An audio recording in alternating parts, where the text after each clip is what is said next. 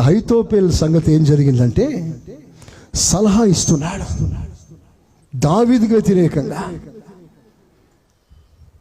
అప్పుడు ఈ ఆలోచన ఎప్పుడైతే అబ్షాలోముది కాదు అహీతోపెల్ది అని తెలుసుకున్నాడో, ఇదంతా ఈజీగా తీసుకోవటానికి వీల్లేదు అని అందరూ మోకాల మీదకి వచ్చారు.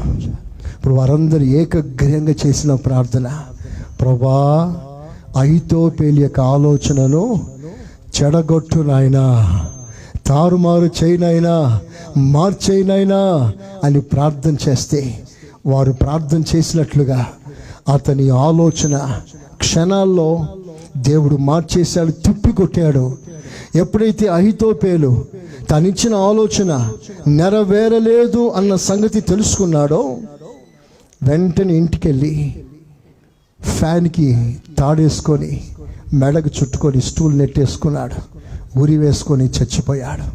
నా దేవుడు ఎవరు అంటే, నీకు విరోధంగా ఎవరైనా కీడు చేస్తున్నారా, ఆ కీడు నీ మీద రాదు బిడ్డ, ఆ కీడు రివర్స్లో వారి మీదకే వెళ్తుంది. నీవు క్షేమంగా ఉంటావు, నువ్వు ఆశీర్వాదంగానే ఉంటావు.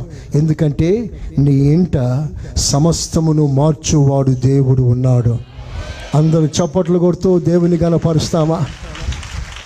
అలాంటి మార్చువాడు మన పరిస్థితులను మార్చునుగాక, మన ఆర్థిక వ్యవస్థను మార్చునుగాక, మన అవమానమును సన్మానముగా మార్చునుగాక, మన చీకటి వెలుగుగా మార్చునుగాక, మన బలహీనమైన బుద్ధులన్నీ బలముగా ఆరోగ్యంగా దేవుడు మార్చునుగాక.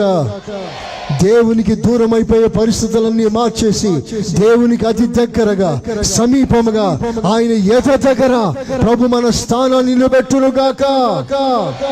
ఆమేన్. మన మనస్సునే దేవుడు మార్చునుగాక. అలాంటి కృప ప్రభు మనకు అనుగ్రహించునుగాక.